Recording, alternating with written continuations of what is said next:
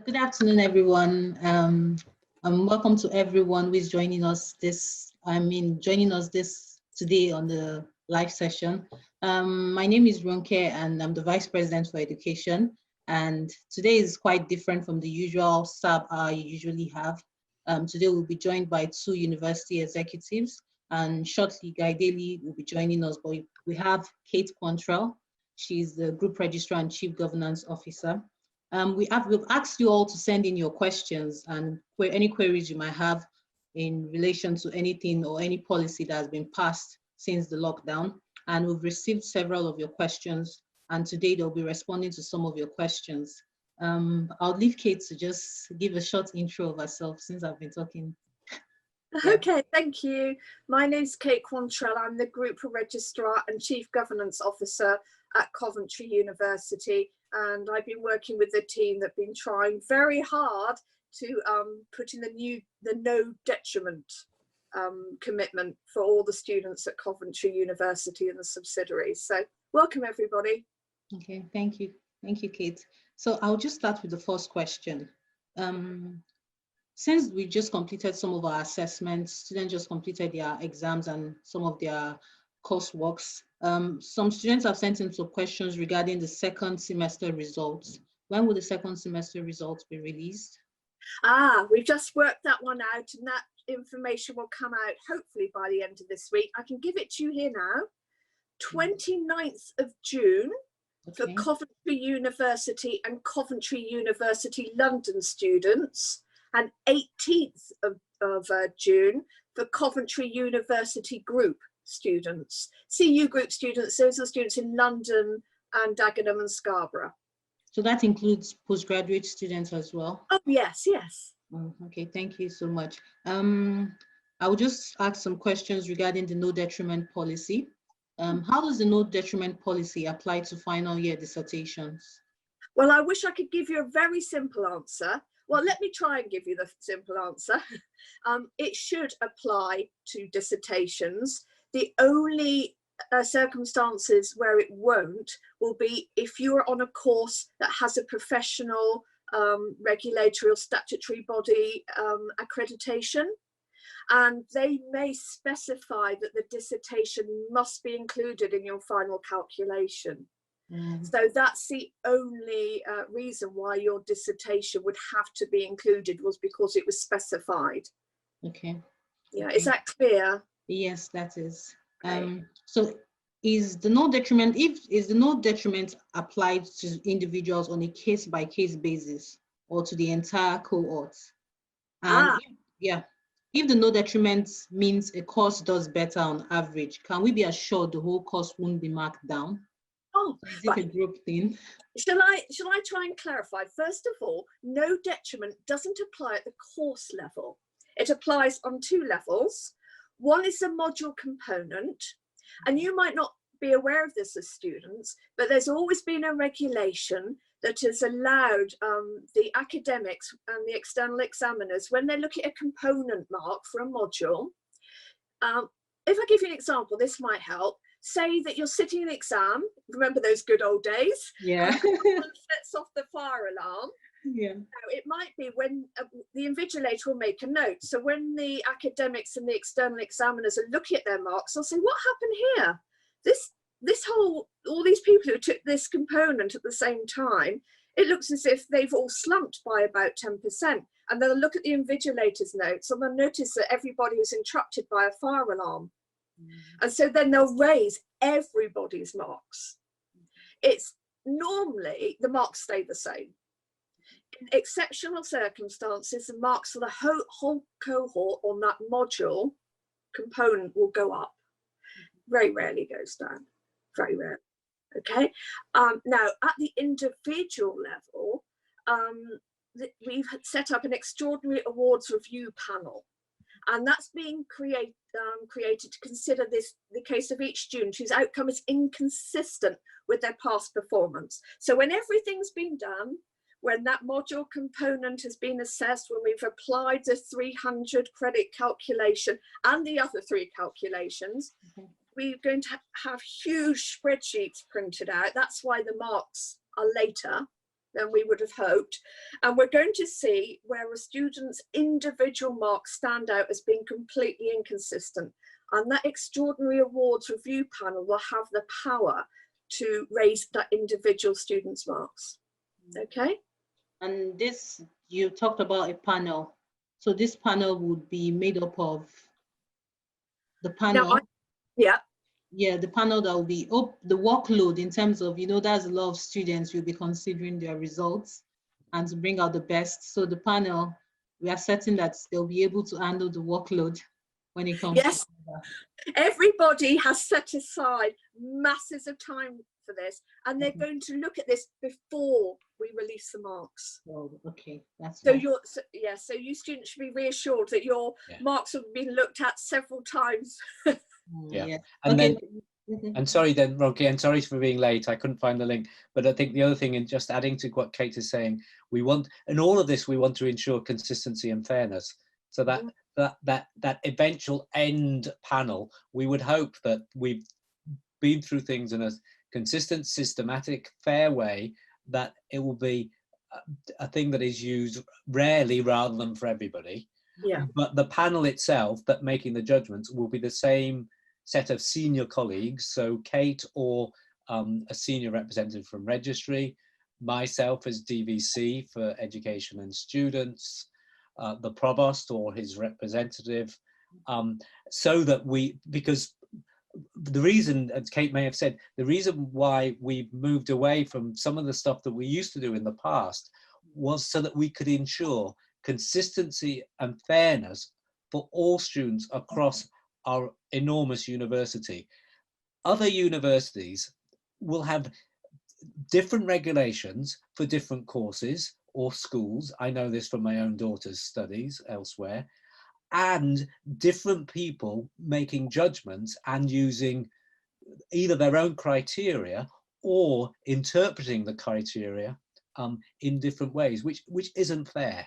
So we want to ensure that everybody is treated fairly, and that ultimately the award they're given is the right one and is one that we can defend nationally and internationally.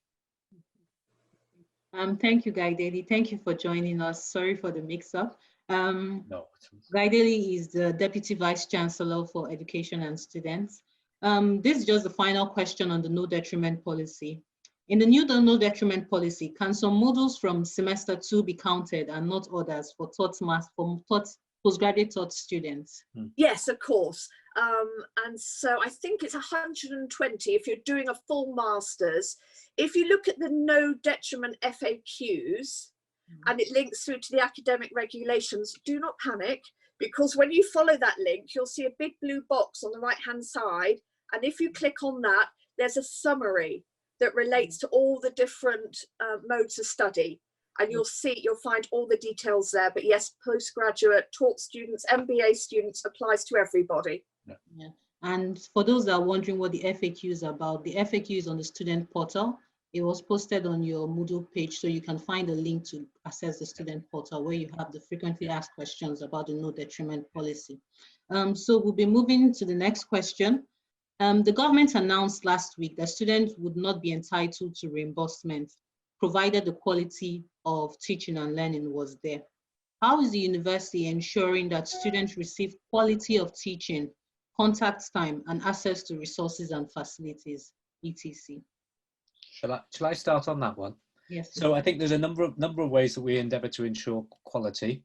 Part of it is what we've already been discussing about looking at students' assessments and how they've performed, and if there was, strange results coming through, then that would give us a concern about quality and everything. But the first thing is to say that, for example, and another way is looking at the engagement of students, whether it be in assessment or whether it be with the remote online teaching that we've had so far. So we've got data that's come in terms of exams or online assessments that we've had over the last couple of weeks. The engagement, the level of participation on that is same as it is in previous years, as it were. The levels of engagement of students in terms of online learning is similar to previously. So we've got that sort of data. In addition, we will have data over NSS for undergraduates, PTES for postgraduates, and we've had the results in from them, and they're very promising as well. We've been doing what we've described as spot surveys through our survey team with students over the last few weeks. We've stopped it for the break between semester 2 and semester 3, but we'll continue with them in the future.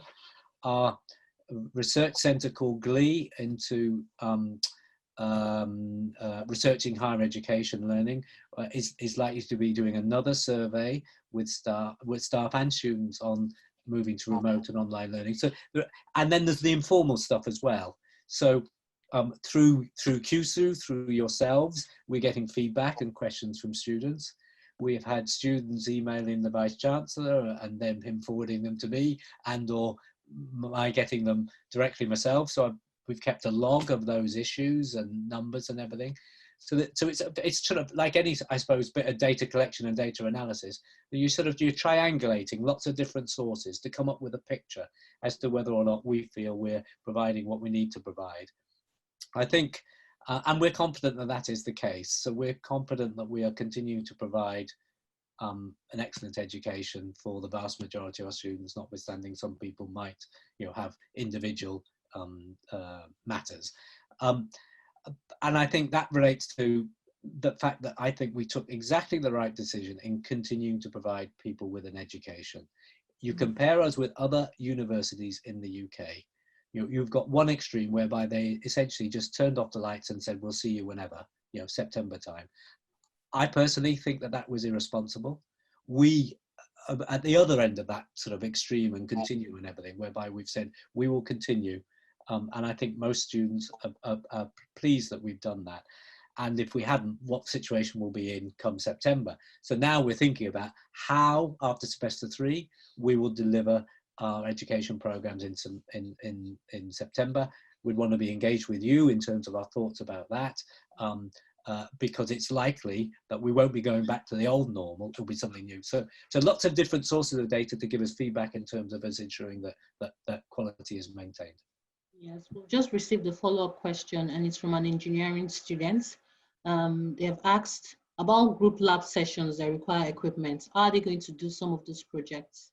Yep. So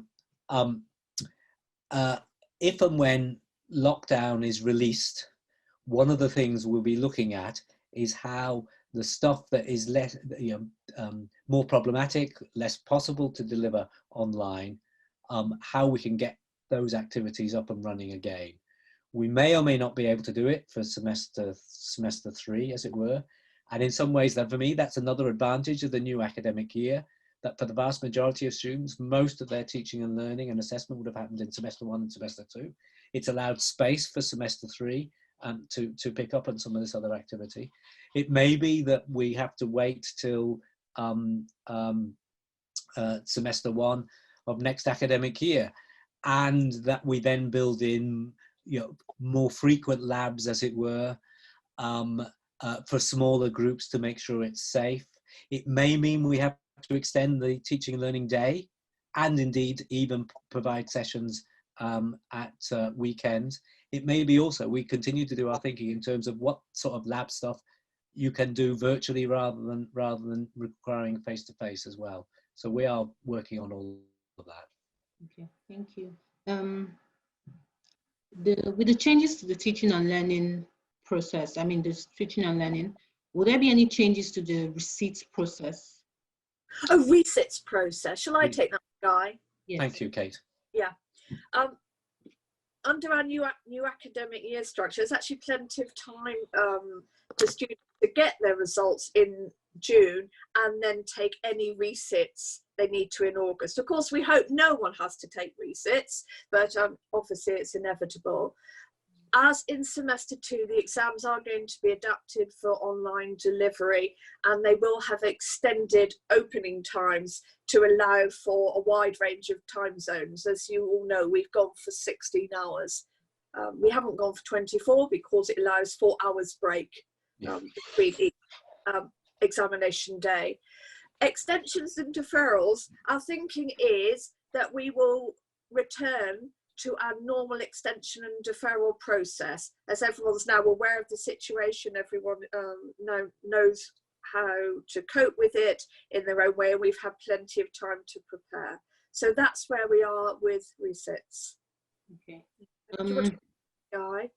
No, I think that covers it. I think I'll end up repeating Kate, but I think, you know, we've mapped out. We do need a bit longer in terms of processing the semester 2 semesters, partly because of extensions automatically, but we think that we will have marks back for people in time to allow them to know whether or not they've got a resit, and then time for that to be done in semester 3 before the end of the academic year. Okay. Just a follow-up question on that. A lot of students were happy about the blanket 2 weeks extensions that were given to them. But after the 2 weeks extension was applied to all students, why was the only option left to students if they wanted an additional extension was just to defer? A lot of students were not pleased with the fact that they couldn't extend further. Extend further than the 2 weeks. Is there any reason why they were just left with the option of deferring? There was a reason. I'm scratching my brain, genuinely trying to remember what it was. Was it a timing issue, Guy? Can you remember? I think so. I think partly it being about fairness and all that sort of stuff. Also, though, yeah, if you extended it further, then you're 4 weeks away from the submission date, potentially, if you had it. And that just didn't allow the time for academics to mark, moderate, etc., particularly when we're going to have needing to be spending longer on that process, as Kate was describing over our no detriment processes earlier in this meeting. Okay, thank you. The next question is, what is your current view on when the university will start to reopen and what that looks like? Will students have a choice about whether to partake in any face-to-face activities? Yeah. I'll start on that one, Kate. Okay. So it's back to a little bit of what I was saying earlier in terms of the response to the engineering labs question. Our thinking at the moment is that the Prime Minister is going to announce the plans for the country on Sunday, as far as we know, and the releasing of lockdown. We think that that's likely to be sort of partially, as it were. If you look at other countries and their proposals, higher education has been one of the last things that have been allowed to open up, as it were. And we think when that opening up happens, it will probably be a staggered thing, certainly for semester 3. So our plans are to continue to deliver teaching and learning online for semester 3, because that's sort of fair, sensible and safe. You know, we've got students who have gone home, either in the UK or abroad, and they can't be expected to come back. You know, they wouldn't be able to get on a plane and come back and all that sort of stuff. We're thinking that come September time, we will be in a situation, notwithstanding potential unlocking, relocking as the incidence of COVID-19 might increase in surges and drop down again, but that we will have a mixture, more of a mixture, come September, whereby maybe some of the big lecture stuff will have to be delivered online or partly online, and partly filmed and relayed to other parts of the campus so that you can have social distancing in the lecture, etc. And also that some people might not feel comfortable travelling in, even then, particularly students who commute in every day and use public transport and all that sort of thing. So maybe a mixture of that continuing of online of some stuff and some face-to-face activities as well, including the labs and clinical simulation stuff and all that sort of thing. But in order to allow for that, you know, our physical resources are not equipped, if you like, for social distancing. So we'll have to have repeat stuff going into the evenings, as I say, going into weekends. Okay, so are there plans in place for September already? And if there are, is it possible you just throw more light on the plans for September? Well, that's what we're starting to plan for at the moment, and that's what I've been describing. As soon as we've got a fuller idea, and there's a number of working groups. I'm chairing one in terms of teaching and learning, and I think a bit like the Student Experience Project, Eagle project we've had this year. I think having representation from the Students' Union, yourself or other sabbatical colleagues, is really valuable. So we'd look to include you and to be able to represent the students' perspective. Okay. We've had a question about graduation. Is there any way undergraduates can attend or defer to a November graduation or receive their degree beforehand? I'm definitely going to take this one. Right then, I'm sure students are very confused, and I will explain that our graduations are the legal way that we confer degrees. Therefore, a degree can only be deferred once. So that's why we said to students, you can accept your degree and we'll confer it whilst you're not there in absentia, but then you cannot then attend a second legal ceremony. And we appreciate this is a very complicated message to get across.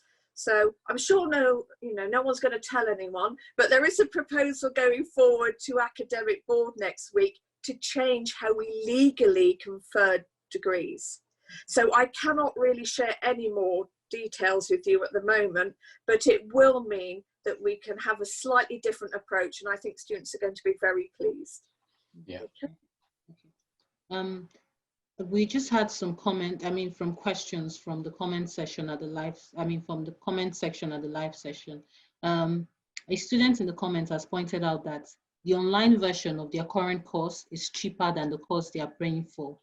If they are receiving an online version, is it fair that they pay more? Well, it's generally it isn't, and we've got some experience in developing online courses. We've got Coventry University Online. I haven't got the exact figure, but the amount that it costs to develop sessions in that are more expensive than campus-based stuff. Accepting that we're sort of in a bit of a hybrid at the moment, but that most of our costs are similar, the same as if you have got a campus-based thing. So we don't accept that argument. In fact, we argue that it is at least as costly, if not more so, in terms of doing it right and everything. If I think of an example, as we're delivering semester 3, and we're going to deliver more of that through the Aula platform rather than the Moodle platform. That has cost the university an additional contract with Aula of some considerable size, as it were. So we're having to do other things. So I don't support, and the university doesn't support, the notion that online is necessarily cheaper. So a student has also commented, I think we've received a lot of queries about this. A student has commented that the world situation has led to financial hardship for them and their family, with many job losses. What options are available to those students who are unable to pay their fees? I think we're aware of that in terms of, particularly for international students, I think, and we've not come up with a fully formed response yet. I think all we can say is we're working on that in terms of whether or not we can provide some sort of sympathetic response. I think what I would say, and it relates back probably to the previous question, the university very, very quickly agreed that those students who were resident in our own accommodation would not be charged for essentially their semester 3 accommodation if they had gone home, either in the UK or abroad. Technically, legally, we didn't have to do that, and that has been at a cost of about £8 million to the university. We're aware that whilst we've been able to do that for students in our accommodation, we've not as yet been able to influence the private landlords in terms of that. And we want to continue to work with QSU to provide as much pressure as possible on that.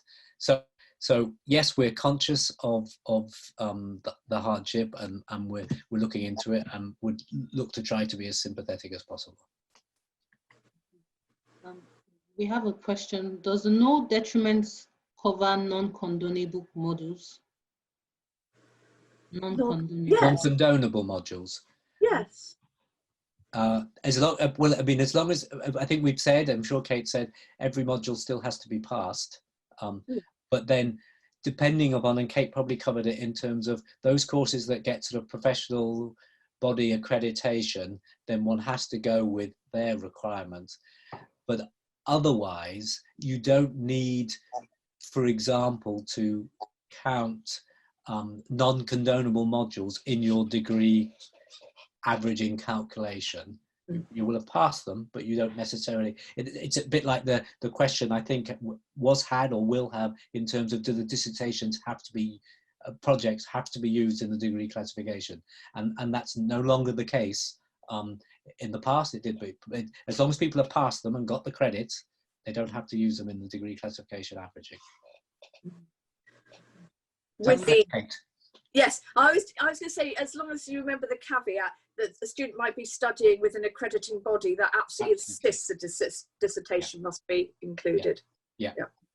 In the same way as for other students. I mean, when I was exec dean, etc., of Faculty of Health and Life Sciences and the health profession courses, there were particular courses that, you know, one must pass and one must get a mark in and all that sort of stuff and count because of the Nursing Midwifery Council and other regulators, as it were. I'm just going to go back to the question on the financial support for some students.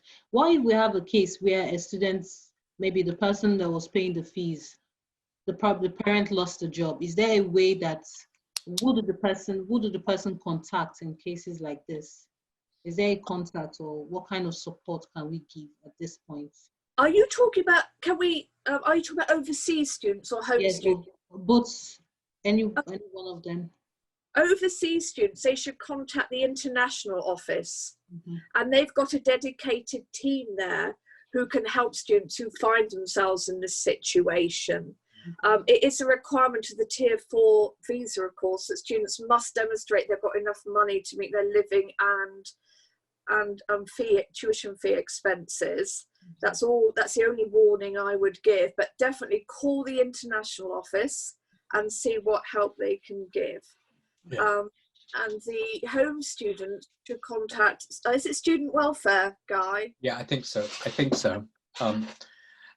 And indeed people should do that, because for the UK students, they might be, if their family circumstances change, they might be entitled to the means tested bursaries, as it were, as part of the student support package, rather than just relying on maintenance loans and tuition fee loans. They might be entitled to additional support under these circumstances. Okay, thank you. A student has pointed out they have 4 children. Childcare in lockdown will have a big impact on them. What options are available to them if the university does not partially reopen, but they have to continue childcare and study and learn at the same time? Well, our plans are to ensure that we are flexible, so that people can study at times convenient for them and in places that are convenient for them. It may be, but the other thing to say is that we will, for semester 3 and then for next academic year, we will be issuing timetables so that people know where they are and that they're coordinated and there aren't clashes and things like that. But as I say, there'll be an element of flexibility, I would imagine, whereby people can juggle things around for the most part. And then we would need to look at it probably on a case-by-case basis. Yes, it's very difficult. We have members of staff who are surrounded by lots of children as they're attempting to work, and it is quite entertaining for those of us whose children are a bit older.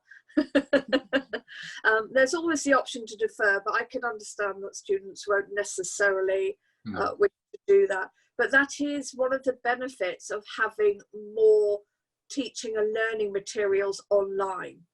It does mean that students can refer back to them, but it is a very, very difficult situation. I don't think any one of us has an answer until the schools and nurseries open again, I must admit. Yeah. Thank you very much. This question is in relation to accommodation. Okay. Yes. these are London students, and they're concerned about potentially missing out on on accommodation. They don't want to commit until they know whether face-to-face teaching will actually take place. Right. Or there is a risk they may have of no accommodation. Yeah. So what is the university doing to support students in that position? Well, it's a bit... Oh, sorry. Sorry, Guy.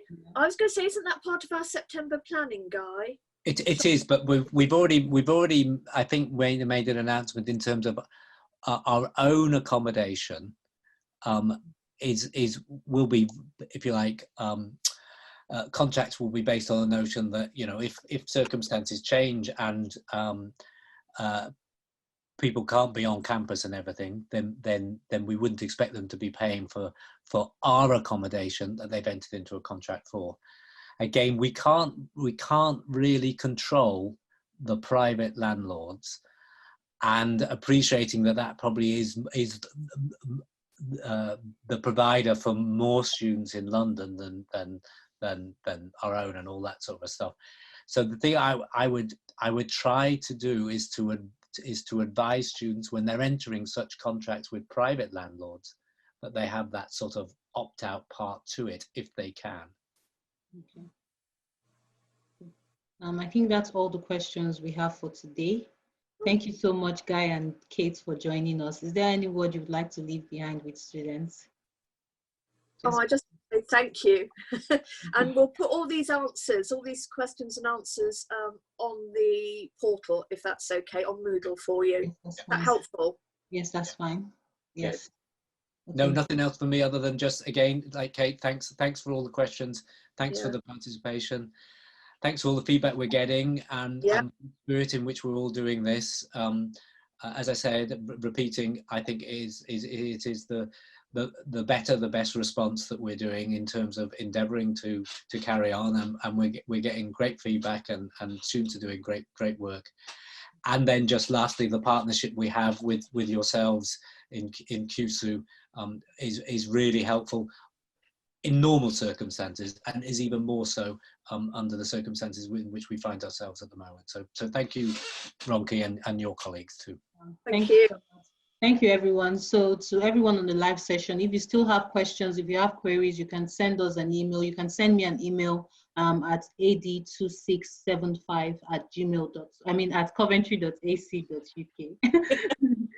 Yes, so thank you, everyone, for joining us today. And have a great day. Stay safe. Bye. Thank you. Bye.